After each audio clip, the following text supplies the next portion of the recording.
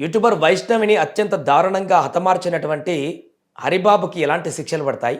హైకోర్టులో ఎలాంటి సెక్షన్లను పోలీసులు నమోదు చేస్తారు? సో దీనికి సంబంధించి మనం మాట్లాడదాం. మనతో పాటు హైకోర్టు అడ్వకేట్ పూజారి నాగేశ్వరరావు గారు ఉన్నారు. సార్, హరిబాబుకి ఎలాంటి శిక్షలు పడేటువంటి అవకాశం ఉంది? రాష్ట్రంలో ఒక అత్యంత దారుణమైన సంఘటన జరిగినప్పుడు మీ మీడియా కూడా వానికి ఎలాంటి శిక్షలు పడతాయి, వాడిని ఏం చేస్తారు, వాడికి ఏడు తీసుకెళ్తాడు, వాడు జైల్లో ఏం తిన్నాడు, ఇవి కాదు క్వశ్చన్స్. మీరు అడగాల్సిన క్వశ్చన్స్ అవి కాదు ఎప్పటికీ. ఓకే, ఒక పెళ్ళైన ఒక యువతిని అత్యంత దారుణంగా చంపినప్పుడు ఆ చంపడానికి దారితీసిన పరిస్థితులు ఏంది, వ్యవస్థ ఎట్లుంది, ఎవరి బిహేవియర్ ఎట్లుందనే దాని మీద మీరు చర్చాక్రామకం పెడితే బాగుంటుంది.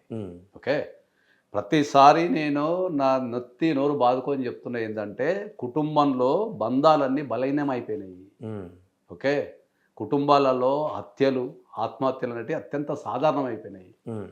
మన మన మన కడుపులో పుట్టిన అన్ననో తమ్ముడో చెల్లెనో చనిపోవటమో చంపడమో చేస్తుంటే కూడా మీడియా సంస్థలు కానీ ఇతర సంస్థలు కానీ మానవీయ కోణంలో ఆలోచించకుండా దానికి సంబంధించిన ఏ శిక్షలు పడతాయి అని ఎప్పుడు చేస్తారు, ఇవి మాట్లాడుతున్నారు మీరు. ఒక ఎంతో భవిష్యత్తున్న ఒక అమ్మాయిని, ఒక గర్భవతిని అత్యంత దారుణంగా చంపడం అనేది ఈ సమాజంలో ఎటువంటి సామాజిక పరిస్థితులు అనేది అర్థం పడుతుంది అనేది మనం ఆలోచించాలి. సమాజంలో తీసుకురావాల్సిన మార్పులు ఏంది, కుటుంబాలలో మనము వాళ్ళని బలంగా తయారు చేయడం ఎట్లా, వాళ్ళకి విలువలు ఎవరు నేర్పాలా, ఇవి కదా మనం మాట్లాడాల్సింది.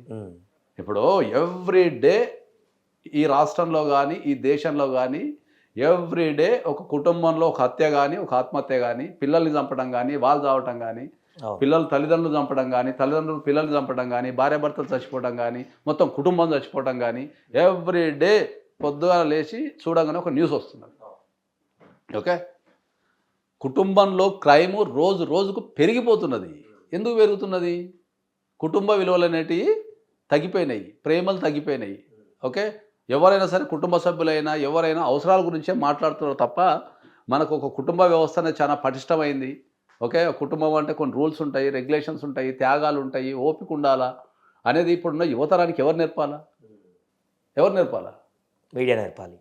మీడియానే నేర్పాలా. ఎందుకంటే మీ మీడియానే ప్రతి ఇంట్లో ఇవాళ ఉంటుంది కాబట్టి మీడియా ప్రముఖంగా ఉన్న వ్యక్తులు, సమాజంలో ఉన్న ప్రతి వ్యక్తి, తర్వాత కుటుంబంలో ఉన్న ప్రతి వ్యక్తి కంపల్సరీ నేర్పాల్సిన బాధ్యత ఉంది మనకు. ఇప్పుడు ఇవాళ మార్నింగ్ మీరు ఈ న్యూస్ చెప్పారు కదా, నేను ఇంకో న్యూస్ చదివింది కదా మార్నింగ్. కాజిపేటలో ఒక తండ్రి బిడ్డ సజీవదహనమైనారంట, కాలిపోయి చచ్చిపోయి ఉన్నారంట. దానికి అల్లుడిని అనుమానిస్తున్నారు అనేది ఒక న్యూస్ చదివినా నేను. అల్లుడే చంపు ఉండొచ్చు అనేది. కుటుంబంలో ఏదైనా కష్టం వచ్చినప్పుడు, ఒక వ్యక్తితో పడనప్పుడు, ఏదైనా విభేదాలు వచ్చినప్పుడు, ఆస్తి తగాదాలు వచ్చినప్పుడు, లేకపోతే ఇంకేదైనా రకమైన తగాదాలు వచ్చినప్పుడు మనిషి చంపడం అనేది ఈజీ అయిపోతున్నది. అవును, చావడము చంపడం ఈజీ అయిపోయింది. మన సమాజం కూడా అట్నే ఉంది. దాన్ని ఒక న్యూస్ కింద చూసి పక్కన పడేస్తున్నారు. ఎన్ని సంఘటనలు చెప్పండి, కొన్ని నిన్న కనీసం ఒక 100 సంఘటనలు చెప్తా. రోజు కనిపిస్తున్నాయి. ఈ జనవరిలో 100 సంఘటనలు చెప్తాను. మేడిపల్లిలో కూడా ఒక అబ్బాయి ప్రేమించి పెళ్లి చేసుకొని ఆమెను గర్భవతుంటే ఆమెను కూడా చంపేసి ముక్కలు చేశాడు. ముక్కలు. అరే, అసలు కుటుంబ విలువలు అనేటివి పడిపోతున్నాయి, ప్రేమలు తగ్గిపోతున్నాయి, బంధాలన్నీ బలహీనమైపోతున్నాయి. మనము కుటుంబాలలో విలువలు పెంచాలా, ప్రేమలు పెంచాలా, త్యాగాలు పెంచాలా. ఇది కదా మన కుటుంబ వ్యవస్థ. పిల్లలకు మీరు ఎంతమంది తల్లిదండ్రులు పిల్లల్ని కమర్షియల్గా తయారు చేస్తారు తప్ప కుటుంబ విలువల గురించి కానీ, త్యాగాల గురించి కానీ, ప్రేమల గురించి కానీ ఎంతమంది కూర్చోబెట్టి బోధిస్తున్నారు? బిజీ లైఫ్లో అయిపోయినాయి అందరికీ. కదా పిల్లలకి ఏం చేస్తారు? ఒక హైదరాబాద్ లాంటి సిటీలో ఒక హత్య జరిగింది అంటే సరే, మనం నువ్వు అన్నట్టు ఇది కాంక్రీట్ జంగిల్, ఇక్కడ బిజీ ఉంటాము, అవసరాలు ఉంటాయి, ఇవన్నీ ఉంటాయి. ఇప్పుడు జగిత్యాల లాంటి దాంట్లో ఏముందండి? గ్రామాలు, మళ్ళీ పల్లెటూరులో జరిగింది అంతా. జగిత్యాల లాంటి సిటీలలో, ఊర్లలో మొన్న ఎక్కడో మెదక్ దగ్గర ఒక ఆడపిల్ల 2 తల్లిదండ్రులను విషమిచ్చి చంపింది. 2 తల్లిదండ్రులని, కన్న తల్లిదండ్రులని విషమిచ్చి చంపడం అనేది అసలు అది ఊహించగలుగుతామా? క్రైమ్కి ఇప్పుడు ఊర్లు సిటీలు ఏం లేవు. మొన్న ఇంకెక్కడో అక్కడ సంగారెడ్డి, నాకు తెలిసి వికారాబాద్ దగ్గర అనుకుంటా, ఒక అడ్వకేట్ని వాళ్ళ అన్న చంపాడు ఆస్తి కోసం. పోనీ అమ్మ, అదేమన్నా 1000 కోట్ల ఆస్తి, 3 ఎకరాలు 4 ఎకరాలు, 2 ఆస్తుంది, ఏదో పంచాయతీ అయింది. ఆ అమ్మాయి అడ్వకేట్, ఈవెంతో అడ్వకేట్ కూడా చంపేసిండట. కుటుంబ విలువలు అనేటివి, నేను అందరికీ రిక్వెస్ట్ చేస్తున్నా ఏంటంటే, కుటుంబ విలువలు అనేటివి పడిపోతున్నాయి. చావు, చంపడము, చచ్చిపోవడం అనేది కుటుంబంలో నిత్యకృత్యం అయిపోయింది. కాబట్టి బంధాలన్నీ బలహీనమవుతున్నాయి. కాబట్టి మనం కుటుంబ విలువలు అనేది నేర్పాల. నేను ఎంతోమందికి ఎన్నోసార్లు చాలా స్పష్టంగా ఏం చెప్తున్నా అంటే ఏంటంటే, మనం ఇంటికి వెళ్తే అక్కడ గడపాలనిపించాలా, వాళ్ళతో తిరగాలనిపించాలా, వాళ్ళతో టైం స్పెండ్ చేయాలనిపించాలా. ప్రతి ఇంట్లో ఈ ఆస్తి గొడవలు, బిహేవియరల్ ఇష్యూస్, లేకపోతే పెళ్లి గొడవలు. ప్రతి ఇంట్లో నేను నెత్తి నోరు బాదుకొని చెప్తుంటే కూడా ఎవరు పడుచుకోవడం లేదు. నెత్తి నోరు బాదుకొని చెప్తున్నా నేను. అంటే ఎట్లా ఇవన్నీ సార్ట్అవుట్ కావాలంటే ఎలాంటి విలువలు పతనం అయిపోయినాయి సార్. దాంట్లో నేను అదే చెప్తున్నా కదా, విలువలు అనేటివి పతనం అయిపోయినాయి కుటుంబాలలో. పిల్లలకు నేర్పడం లేదు. పిల్లల్ని ఒక డబ్బుతో సంపాదించి యంత్రం కింద తయారు చేస్తున్నారు. పిల్లల్ని తీసుకెళ్ళి హాస్టల్లో పడేస్తున్నారు, వాళ్ళని తీసుకెళ్ళి ఎక్కువ పడేస్తున్నారు. ఇవన్నీ జరుగుతున్నాయి కదా. కుటుంబ విలువల మీద మనము పెట్టకపోతే చాలా కష్టమయ్యే అవకాశం ఉంటుంది దాంట్లో. అంటే ఇప్పుడు పెరిగినటువంటి సాంకేతిక పరిజ్ఞానం కూడా కారణం కావచ్చు అంటారా దీనికి? పెరిగిన సాంకేతికత అయితే 100% కారణం.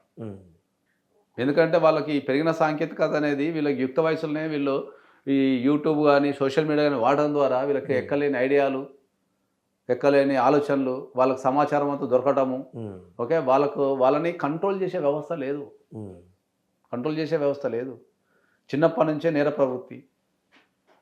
ఓకే, ఇప్పుడు ఆస్ట్రేలియా లాంటి దేశాలలో బిలో 16 yearsకి సోషల్ మీడియా లేదు. Below 16 years social media ban అక్కడ. ఇప్పుడు ఆంధ్రప్రదేశ్ కూడా ఇంప్లిమెంట్ చేస్తున్నట్టున్నారు. బిలో 16 ఫస్ట్ ట్రై చేస్తున్నట్టున్నారు, తర్వాత చెయ్యాలి. అదే చెప్తున్నాం కదా, బిలో 16 కూడా కాదు, నేను గట్టిగా మాట్లాడితే బిలో 18 అని చెప్తాను. ఇంకా బిలో అప్ టు 18 years వరకు భారతదేశంలో ఎవ్వరు కూడా సోషల్ మీడియా వాడకుండా బ్యాన్ చేయాలని చెప్తున్నాను. ఖచ్చితంగా చేయాలని చెప్తున్నాను. ఎందుకంటే ఒక యుక్త వయసులో ఎప్పుడైనా సరే వాళ్ళకు ఒక మంచి ఆలోచనలు ఉంటేనే అదంతా వాళ్ళకి రిఫ్లెక్ట్ అవుతుంది. లేదు అంటే వాళ్ళు ఆ యుక్త వయసులో ఈ క్రైమ్ చూసి, లేకపోతే నేరాలు చూసి, ఘోరాలు చూసి, ఎక్కడ నీకు సోషల్ మీడియాలో 70% negative news, false news, okay, vulgarity 70%. ఒక 30% సమాజానికి పనికొచ్చే విషయాలు ఉన్నాయి.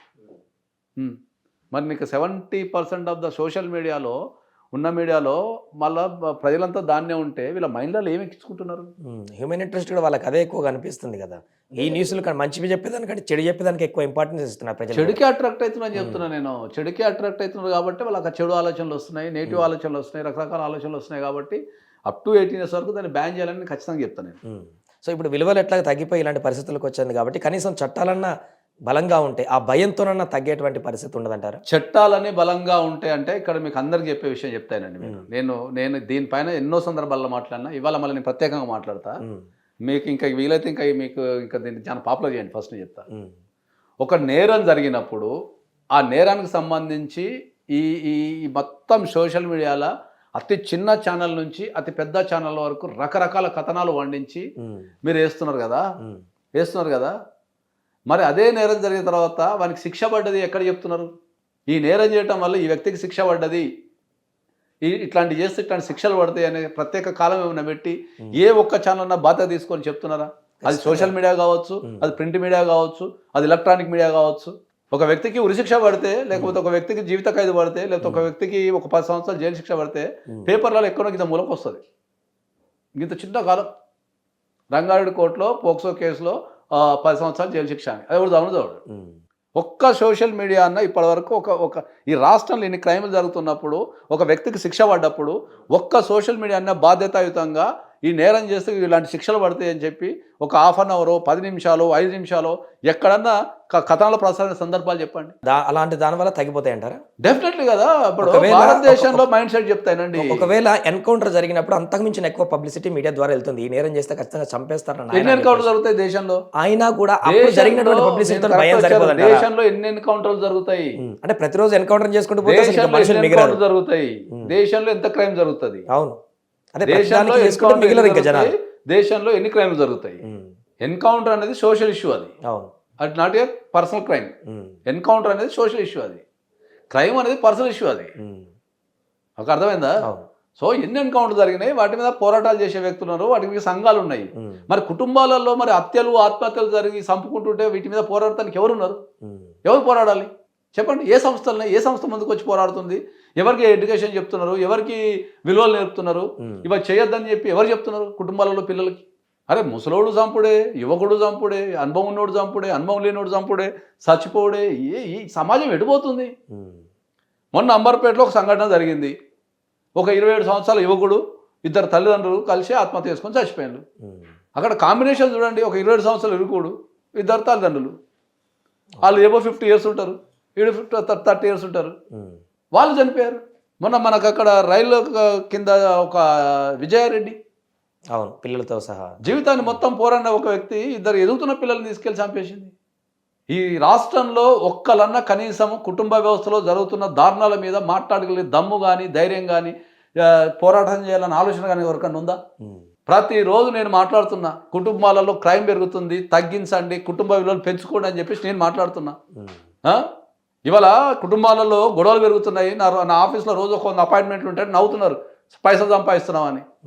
కుటుంబాలలో గొడవలు పెరుగుతున్నారు అయ్యా, దాన్ని తగ్గించండి, పిల్లలకు విలువలు నేర్పండి, వాళ్ళని ఒక మంచి పద్ధతులు పెట్టండి, వాళ్ళతో గడపండి, వాళ్ళకి ఏమైనా సమస్యలు ఉంటే కౌన్సిలింగ్ ద్వారా పరిష్కరించండి అని చెప్తున్నాం మనం. భారతదేశంలో అత్యంత దారుణమైన విషయం ఏంటంటే కౌన్సిలింగ్ అనే పదము నెగిటివ్. భారతదేశంలో ఎవరన్నా పిలిచి మేము కౌన్సిలింగ్ ఇస్తాం రా అని చెప్తే నేనేం పిచ్చోని కాదు, నీకే పిచ్చుంది, నువ్వే పో హాస్పిటల్కి అంటున్నారు. కౌన్సిలింగ్ అంటే ఏంది? నా భాషలో కౌన్సిలింగ్ అంటే ఏంటంటే ఏదైనా ఒక విషయం మీద ఒక ఎక్స్పర్ట్ ఇచ్చే సూచనని కౌన్సిలింగ్ అంటారు. ఒక విషయ పరిజ్ఞానం మీద ఒక ఎక్స్పర్ట్ ఒక న్యూ కమర్స్కో, ఒక ఎక్స్పీరియన్స్ లేనికో ఏదైనా సమస్య వచ్చినప్పుడు వాడు పిలిపించుకొని మాట్లాడదని కౌన్సిలింగ్ అంటారు. కౌన్సిలింగ్ అంటే పిచ్చి పట్టినోళ్ళకో లేకపోతే ఇచ్చేటోళ్ళకో కాదు. ఒక వ్యవస్థను రన్ చేయలేకపోతున్నావు, ఒక కుటుంబాన్ని రన్ చేయలేకపోతున్నావు, ఒక జీవితాన్ని రన్ చేయలేకపోతున్నావు, వాడికి ఆ జీవితాన్ని ఎట్లా రన్ చేయాలా, కుటుంబాన్ని ఎట్లా రన్ చేయాలా, వ్యవస్థను ఎట్లా రన్ చేయాలనేది ఒక ఎక్స్పీరియన్స్ వ్యక్తి చెప్తేదని కౌన్సిలింగ్ అంటారు. నేను రాష్ట్ర వ్యాప్తంగా నా ఆఫీస్ నుంచి మీరు కౌన్సిలింగ్ రండి మాట్లాడదామని చెప్పి మినిమం 50 మందిని పిలుస్తాను నేను. మీ కుటుంబంలో సమస్య ఉందని మీ కుటుంబ సభ్యుడు వచ్చిండు, మీరు మీ కౌన్సిలింగ్ రండి, కౌన్సిలింగ్ సెషన్లో పాల్గొనండి, మేము కౌన్సిలింగ్ ఇచ్చి నేను వాళ్ళని మారుస్తా, మీకు సమస్యను తీరుస్తా అంటే నాకు వచ్చే ఆన్సర్ తెలుసా? నీకే పిచ్చుంది, నువ్వే పో కౌన్సిలింగ్కి అని చెప్తున్నారు. జనాలు నేర్చుకోండి అయ్యా. కౌన్సిలింగ్ అంటే పిచ్చి పట్టిన వాళ్ళకో లేకపోతే ట్రీట్మెంటో కాదు. కౌన్సిలింగ్ అంటే ఒక విషయం మీద కూర్చొని ఒక ఎక్స్పర్ట్తో సహా మాట్లాడదని కౌన్సిలింగ్ అంటారు. రకంగా సలహాలు తీసుకోవడం అంతే. అంతే. నీకు ఒక ఎక్స్పీరియన్స్ లేదు, లేకపోతే నీకు ఒక సమస్యలు ఉన్నావు, దాన్ని పరిష్కరించేది కౌన్సిలింగ్, ఎక్స్ప్లెయిన్ చేసేది కౌన్సిలింగ్. భారతదేశంలో కౌన్సిలింగ్కి లేకపోతే ట్రీట్మెంట్కి కూడా తేడా తెలియదు. Right sir. సో అది మొత్తానికి కుటుంబ విలువల్లో నెలకొంటున్నటువంటి తారతమ్యతలు అనేవి, రోజు రోజుకు పడిపోతున్నటువంటి విలువలు అనేటివి ఇలాంటి క్రైమ్ పెరగడానికి ప్రధాన కారణంగా తెలుస్తున్నాయి. అదేవిధంగా వారు చెప్తున్న ప్రకారం దీనికి సంబంధించి కొంత అవగాహన ప్రజల్లోకి విస్తృతంగా వెళ్ళాలంటూ కూడా చెప్తున్నారు.